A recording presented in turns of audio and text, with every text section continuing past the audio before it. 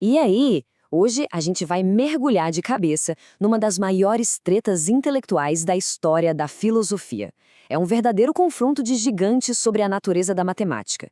De um lado, Gottfried Leibniz, do outro, Immanuel Kant. E a pergunta que eles tentaram responder, olha, mudou para sempre o jeito que a gente entende os números.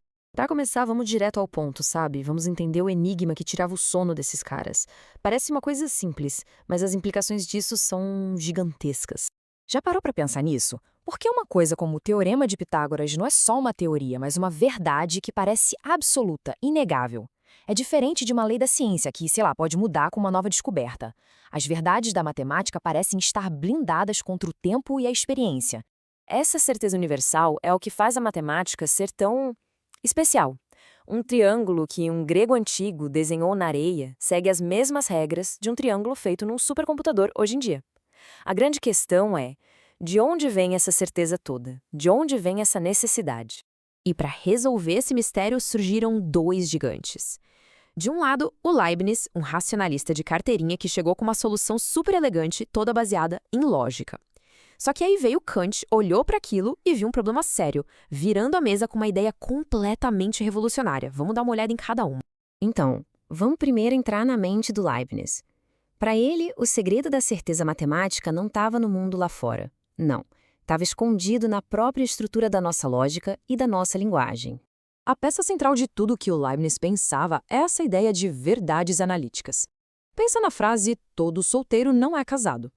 A gente não precisa sair por aí entrevistando todos os solteiros do mundo para saber que isso é verdade, né? A ideia de não ser casado já está dentro da definição da palavra solteiro. A verdade está ali, na própria lógica da frase. E essa citação dele vai direto ao ponto. Para o Leibniz, todas as verdades funcionavam desse jeito, inclusive as da matemática. Uma verdade não conta nada de novo sobre o mundo, ela só desdobra, revela o que já estava escondido no conceito inicial. Então, para Leibniz, a matemática era o sistema analítico perfeito.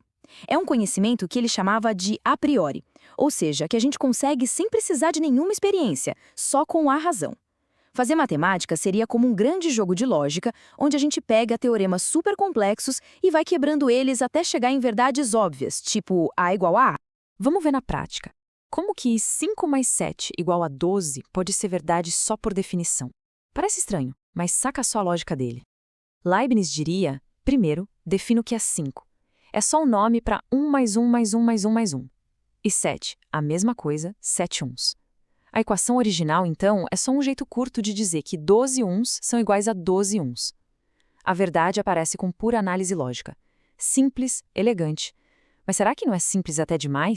Essa solução do Leibniz parecia perfeita, né? Fechava todas as contas.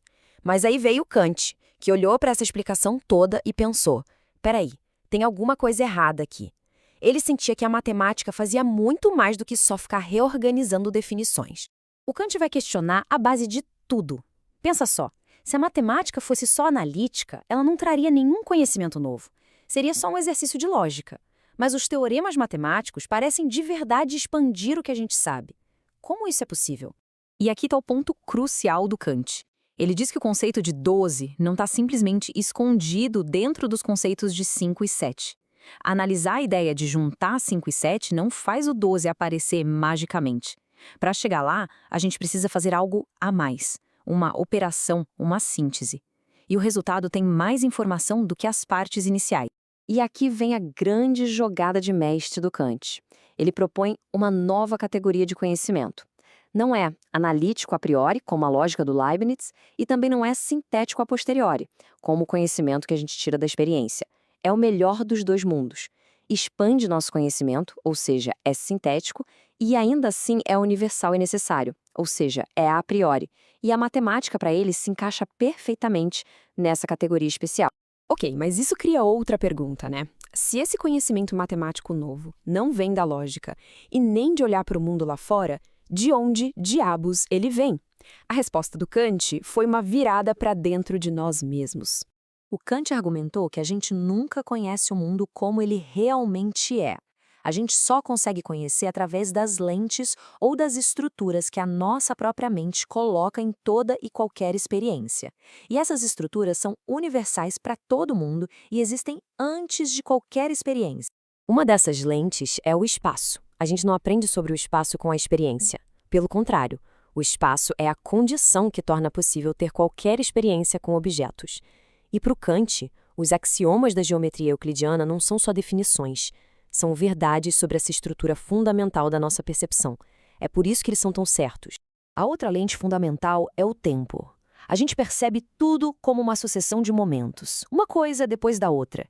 E é essa estrutura do tempo que, segundo Kant, é a base da aritmética. Contar, somar, qualquer operação com números depende dessa nossa intuição de que as coisas acontecem em sequência. Essa comparação aqui resume a diferença perfeitamente. Para o Leibniz, chegar no 12 é um ato de análise, de descompactar o que já estava lá. Para o Kant, é um ato de construção. A gente ativamente junta 5 unidades e depois mais 7 unidades, uma depois da outra, na nossa intuição do tempo. E o resultado dessa construção é o 12. A verdade não é descoberta, ela é criada pela nossa mente. A filosofia do Kant foi tão impactante que dominou o pensamento por mais de um século. Parecia que ele tinha dado a resposta final. Só que a teoria grandiosa dele tinha um calcanhar de Aquiles, uma suposição que a própria matemática, mais tarde, iria desafiar. Para Kant, a geometria de Euclides não era só um sistema lógico qualquer. Era a geometria do nosso universo, a única forma possível de a gente conceber o espaço. Ele via isso como uma verdade absoluta, uma consequência direta da estrutura da nossa mente. E aí, no século XIX, os matemáticos começaram a fazer algo que deveria ser impossível. Eles criaram geometrias perfeitamente lógicas e consistentes, onde as regras de Euclides não valiam. Isso não foi só uma curiosidade matemática, foi um verdadeiro terremoto filosófico. O pilar da geometria de Kant começou a tremer ao longo do século XIX. Com a descoberta de várias geometrias logicamente possíveis, a grande questão surgiu. Se existem outras, como a geometria de Euclides poderia ser a única verdade imposta pela nossa mente? Parecia que a nossa intuição do espaço não era tão rígida quanto Kant imaginava. A batalha, então, não terminou com Kant. Longe disso. A queda desse pilar geométrico reabriu todo o debate. Se a matemática não é puramente lógica, como dizia o Leibniz, e se ela não está baseada na nossa intuição, como propôs o Kant, então, afinal de contas, o que ela é? E foi essa crise que deu origem a novas e fascinantes tentativas de responder a essa pergunta, levando a movimentos como o formalismo, que vê a matemática como um jogo de símbolos, e o intuicionismo, que é uma espécie de herdeiro radical do Kant. A busca pela alma da matemática estava muito, mas muito longe de terminar.